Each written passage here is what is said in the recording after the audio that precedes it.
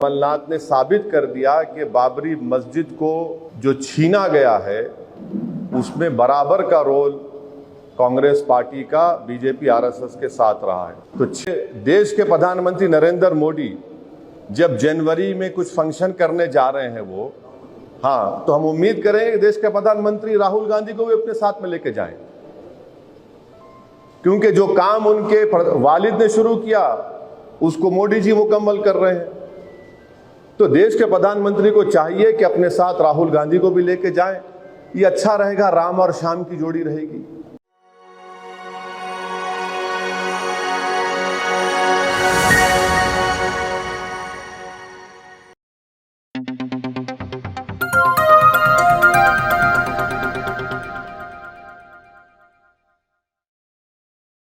अस्सलाम वालेकुम, आदाब। मैं हूं ज़िया खान और आप देख रहे हैं सियासी अड्डा। साथियों, एआईएमआईएम पार्टी के सियासी लीडर बैरिस्टर असदुद्दीन वैसी साहब ने कमलनाथ साहब को लेकर बहुत ही बेबाकी के साथ उनको लताड़ा, जो बाबरी मस्जिद को लेकर राहुल गांधी पर भी निशाना साधते हुए कहा कि राजीव गांधी के ही ज़माने में बाबरी मस्जिद के ताले धोखा देकर खोले गए थे। और उनका ये भी कहना है कि बाबरी मस्जिद की शहादत में जितना किरदार आरएसएस बीजेपी का है उतना ही कांग्रेस का भी है। और उन्होंने ये भी कहा कि राम मंदिर के उद्घाटन में प्रधानमंत्री राहुल गांधी साहब को भी साथ ले जाएं, राम और श्याम की जोड़ी अच्छी रहेगी। पूरी वीडियो विस्तार से देखने से पहले साथियों वीडियो को लाइक कर दें और अपने दोस्तों को भी शेयर कर दें। और अगर आप चैनल पर नए हैं तो चैनल को सब्सक्राइब कर लें और बगल में बेल आइकन की घंटी ज़रूर दबाकर ऑल का ऑप्शन सेलेक्ट कर लें। हमेशा से मैं कहते आया कि बाबरी मस्जिद की शहादत में जितना रोल आरएसएस बीजेपी का है उतना रोल कांग्रेस का भी रहा है। मेरी इस बात को और ऐसे कई हजारों लाखों लोगों की बात को दोबारा कमलनाथ ने साबित किया कि बाबरी मस्जिद की डेमोलिशन और शहादत में कांग्रेस का भी बराबर का हिस्सा है। और कमलनाथ ने ये कहा कि राम मंदिर का क्रेडिट बीजेपी नहीं ले सकती, राजीव गांधी के रोल को नहीं भूलना चाहिए। ताला खोला राजीव गांधी ने, और उन्होंने कहा कि हमको तारीख को नहीं भूलना चाहिए। बिल्कुल सही कहा उन्होंने। तारीख को इसलिए नहीं भूल सकते कि जब पहली मर्तबा बाबरी मस्जिद के अंदर रात के अंधेरे में चोरों की तरह मस्जिद के अंदर जाकर उसमें आइडल्स को रखे गए थे मिंबर नबवी सल्लल्लाहु अलैहि वसल्लम पर, उस वक्त किसकी सरकार थी? उत्तर प्रदेश में कांग्रेस की थी। मुख्यमंत्री कौन था? जीबी पंत साहब थे। फिर उसके बाद मुसलमानों से मस्जिद को बंद कर दिया गया और पूजा की इजाज़त दी गई। उस वक्त भी देश में और उत्तर प्रदेश में कांग्रेस की सरकार थी। फिर मामला बड़ा ताले खोलने का, ये बात बिल्कुल सच है। राजीव गांधी के ही ज़माने में बाबरी मस्जिद के ताले धोखा देकर खोले गए थे और उस ज़माने में मुस्लिम पक्ष को बुलाया तक नहीं गया और जज साहब ने 25 या 30 पेज का ऑर्डर 5 मिनट में दे दिया। और उस जमाने में कंप्यूटर नहीं था और टाइपराइटर था उस जमाने में। बगैर सुने तो सरकार ने, राजीव गांधी की कांग्रेस सरकार ने ताले खुलवा दिए और उसके बाद बूटा सिंह ने वहां पर शिलान्यास किया। तो ये बात कमलनाथ ने साबित कर दिया कि बाबरी मस्जिद को जो छीना गया है उसमें बराबर का रोल कांग्रेस पार्टी का बीजेपी आरएसएस के साथ रहा है। तो 48-49 से 6 दिसंबर 1992 तक बराबर कांग्रेस का रोल रहा इस डेमोलिशन में और इसको काम करने में। 6 दिसंबर के दिन बीजेपी, विश्व हिंदू परिषद, आरएसएस ने सुप्रीम कोर्ट को ये वादा किया, गलत बोला, झूठ बोला कि वहाँ पर कुछ नहीं किया जाएगा बाबरी मस्जिद को उसके बाद डेमोलिशन कर दिया गया। तो ये सच्चाई है और इसमें बराबर कांग्रेस का और बीजेपी आरएसएस का रोल रहा है। मैं तो ये पूछना चाहूंगा कांग्रेस के नेताओं से कि क्या आप लोग क्यों सेकुलरिज्म का एक झूठा चेहरा जनता के सामने हमेशा पेश करते आ रहे हैं। मैं पूछना चाहूंगा राहुल गांधी से कि क्या आपके वालिद जब देश के प्रधानमंत्री थे तो क्या उन्होंने बाबरी मस्जिद के ताले खुलाए थे, नहीं खुलाए थे? मैं पूछना चाहता हूं कांग्रेस के तमाम लीडर से जो अपने आप को बड़ा सेकुलर और लिबरल कहते हैं, बल्कि अंदर से जितना नफरत उनके दिलों में है, हिंदुत्व की आइडियोलॉजी पर दोनों चलते हैं। कांग्रेस भी चलती है और आपके बीजेपी भी चलती है। अब वो बताएं इसके ऊपर। ये सच्चाई है, कमलनाथ जो कह रहे हैं वो बिल्कुल सच कह रहे हैं, वही असली कांग्रेस का चेहरा है। और कमलनाथ साहब का एक बहुत बड़ा रोल भी रहा है जब 84 में सिखों का जेनोसाइड हो रहा था दिल्ली की सड़कों पर। उस वक्त हम पूछना चाहते हैं कमलनाथ से और कांग्रेस से कि क्या कमलनाथ और कांग्रेस पार्टी नहीं जानती कि रिकाबगंज के गुरुद्वारे में क्या हुआ? कमलनाथ जानते हैं।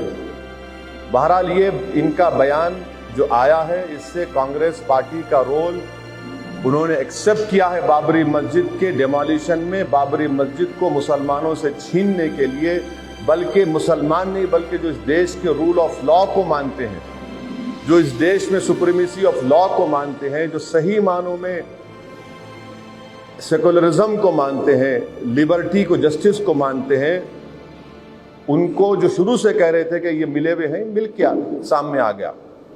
और एक बात यह है कि जब ये बात कमलनाथ कह चुके हैं तो हम तो उम्मीद करेंगे कि देश के प्रधानमंत्री नरेंद्र मोदी जब जनवरी में कुछ फंक्शन करने जा रहे हैं वो, हाँ, तो हम उम्मीद करेंगे कि देश के प्रधानमंत्री राहुल गांधी को भी अपने साथ में लेके जाएं,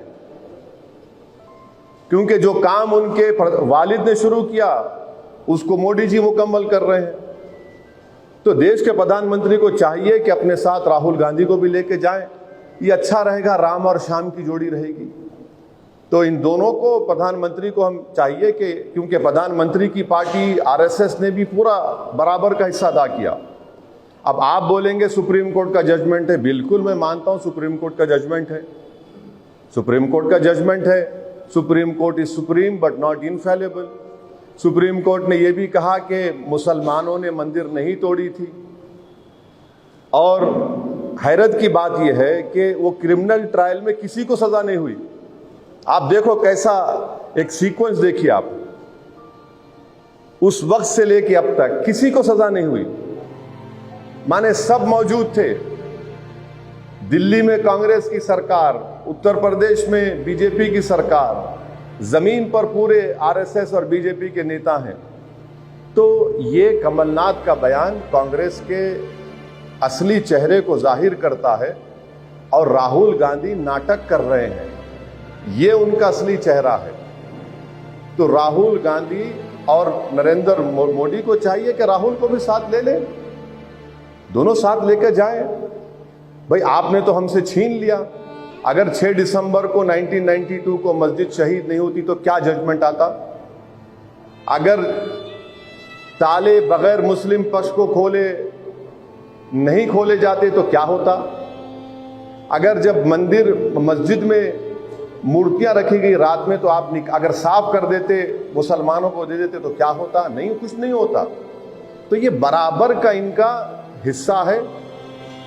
ये जो पूरी पिक्चर है बाबरी मस्जिद की, इसमें दोनों का बराबर रोल है, बीजेपी का, आरएसएस का और कांग्रेस का। इसीलिए मैंने हमेशा कह रहा हूं, एक किताब का हवाला दिया था कि कांग्रेस आरएसएस की मां है। ये बताना था आप लोगों को, और इससे अच्छा है, ये साफ हो रहा है कि ये सब चीजें देखने में आ रही। और जो लोग हम पे उंगली उठाते हम उनसे पूछना चाह रहे, बोलो अब कमलनाथ जो बोल रहा है वो सच्चाई है वो? अब कमलनाथ के बयान पर ये कांग्रेस के लोग क्या बोलेंगे? राहुल गांधी जो बड़ा बड़ा आस्तीन उठाकर भारत जोड़ो बोलते, क्यों झूठ बोलते तुम? 1986 में आपके वालिद प्रधानमंत्री थे, 92 में आपकी पार्टी सरकार में थी, 48-49 में आपकी पार्टी देश में और उत्तर प्रदेश में सरकार में थी, बूटा सिंह आपका मंत्री था। तो ये बात सामने आई और मैं उम्मीद करता हूं कि देश की जनता ये देख रही होगी जो कमलनाथ ने कहा है। मुझे यकीन है कि तेलंगाना की आवाम, राजस्थान की आवाम, मध्य प्रदेश की आवाम, छत्तीसगढ़ की आवाम, जो भारत की असल रूह है, वो रूह क्या है, उसका सोल क्या है, उसका लिबर्टी है, जस्टिस है, इक्वालिटी और सेकुलरिज्म है, पॉलिटिकल सेकुलरिज्म नहीं। जो सेकुलरिज्म बाबा साहेब अम्बेडकर ने सोचा था और संविधान में लिखा, उसको बाद में इनकॉर्पोरेट अलग हुआ। तो हमको यकीन है, और अगर किसी में अगर गीरत होगी तो वो एहतियात करेंगे कांग्रेस पार्टी से। जो हमको उंगली उठा रहे, देख लो कमलनाथ ने जो बयान दिया है वो आप तमाम के लिए काफ़ी है। और तेलंगाना में यहाँ पर सेक्रेटेरिएट की मस्जिद को भी इलीगल तरीके से डिमोलिश कर दिया गया था, मगर यहाँ की सरकार और यहाँ पर MIM पार्टी एक ताकतवर पॉलिटिकल पार्टी थी, यहाँ की जनता बाशऊर थी, क्योंकि बैलेंस ऑफ पावर यहाँ की जनता के पास है। यहाँ पर दो नेशनल पार्टीज नहीं है, कांग्रेस और बीजेपी के फुटबॉल की तरह खेल ले दो हमको। तो इसीलिए कि KCR ने इसकी जिम्मेदारी को समझा और दोबारा सेक्रेटेरिएट की मस्जिद बनी। मगर यही कांग्रेस पार्टी ने 1992 में कहा था कि हम बाबरी मस्जिद बनाएंगे, इनके CWC में कहा था, सब झूठ था वो।